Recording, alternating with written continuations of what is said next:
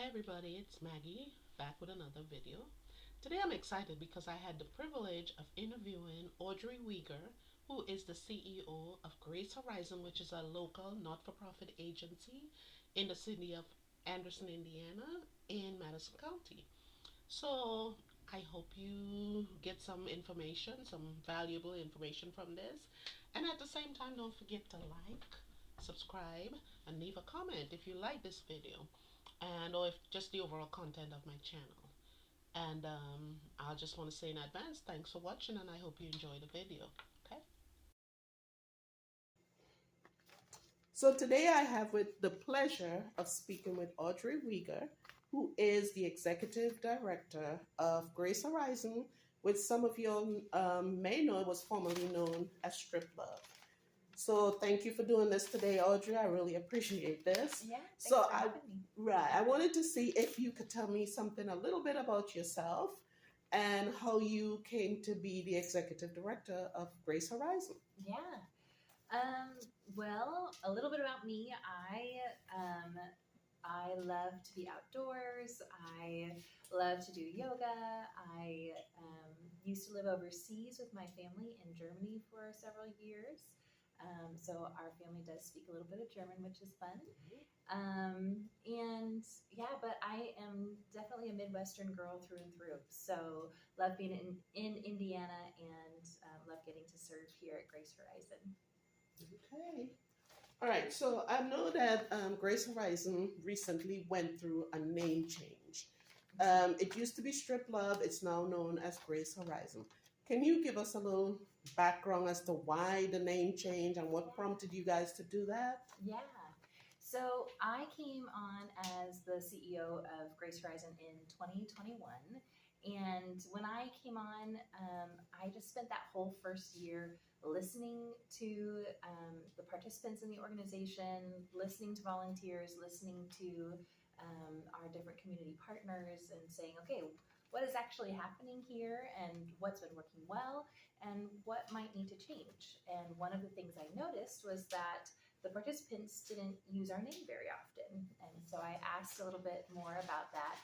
And they mentioned that the mission and the vision of the old organization was so specific that if they admitted to being a part of that community, it would really out their story in the community. And so I said, oh, okay, we need to make some changes then to be able to protect the folks that we serve a little bit more and protect their stories, but also if that piece of their story is known, then a lot of times they're at greater risk for re-recruitment into exploitation or into trafficking situations. So we met with our board and we brainstormed some names and felt like Grace Horizon was the right name and the right direction because it points people toward their hopeful futures, which is what our organization is about. We also widened our mission statement. So we are now a community of survivors of violence and exploitation, supporting each other in recovery from, from violence and exploitation, but also from human trafficking and sexual exploitation. So we do that through the 3 R's, and we do that through relationship, through resource support, and through recovery. And so now we have all of our programming is kind of built around those three things. Okay, well that's interesting because I believe that a lot of people in the community had no idea why you guys suddenly changed the name. So that's good to know. So okay, so Grace Horizon. Mm-hmm. That's what you guys are known as right now. Yep. Can you tell us some of the services that Grace Horizon offers to the public at this time, or anything else that the organization does that you want the public to know? Yeah. So we work with folks, like I said, who have been affected by violence and exploitation. And so if you know of someone who might need our services, you are always welcome to hop on our website and to contact us. You can use the contact form there, or you'll find some of our email addresses as well and shoot us an email or give us a call. We'd be happy to have what we call a discovery conversation with that person, just to see if it's a good fit for them or for us, and if we can actually help in the situation that they're in at the moment. Our services, we have a social worker who does traditional social work stuff with our folks. We have a children's advocate who works with the children of participants. And then we have a couple of coaches that are incredible. We're a part of the United Way Thrive coaching program. And so they do resource support, employment coaching, finance coaching, and we also do peer recovery coaching as well. So those are some of the things that we do. We've got a monthly meeting. I do yoga twice a week for participants. We've got just some different resources and supports that are for people who are in coaching. Yeah, it's really fun. We have a great time. Okay, that's good to know. So anyone out there, if you are in need of any of these services, you know where to come, right? Yeah. So, okay, Audrey, as a not-for-profit agency, you guys rely heavily on donations, grants, and volunteers. Yeah. So, can you give us, like, if somebody wants to just write a check, remain anonymous, if you could tell them where they could send that check, or if they want to come in for services, where you guys are located, or if they just want to call and get more information. Yeah. If you could give us that information. Yeah. So if somebody wants to make a donation, you're absolutely right, Wendy, that we always run off of those things and off of grants and some other things.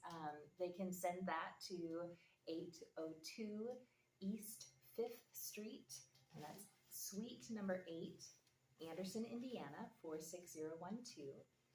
You can also give our office a call, 765-374-0223. Or you can hop online to our website, which is gracehorizon.org, and go to the giving tab that's there, and then you'll see some different options on how to give. So those are the ways that you can support us. If you are interested in volunteering, on our website, gracehorizon.org, there is a volunteer tab. So it's under the section Get Involved, and then you can click on the Volunteers tab.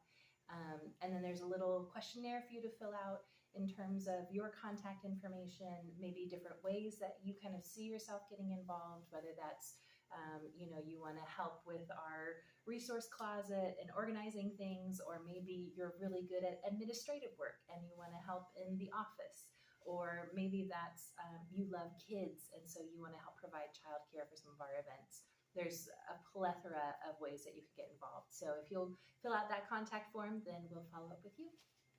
Okay, all right. So you guys got all that information. So can you let the public know of any upcoming events or initiatives, anything that Grace Horizon is looking at doing in the near future that you want the public to know about? Yeah.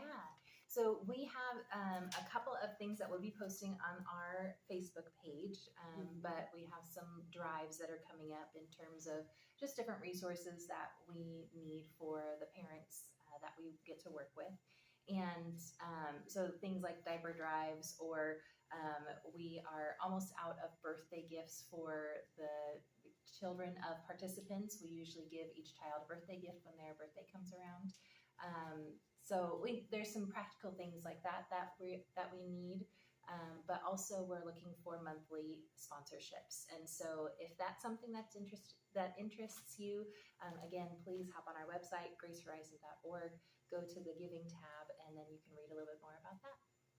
Okay, all right. Well, Audrey, I think we've covered everything for now. Okay. So I just want to take this time. Thank you for your time. Thank you for doing this small interview so that the public can know, because I think sometimes the public knows of a name of an agency, but they're not quite sure what they do. Yeah. So I think this would really help people to put Grace Horizon out there some more, and for people to actually, have a better idea of what you do. Yeah. So once again, thank you for your time. Thank you. Thank you for having me. All right. Stay right.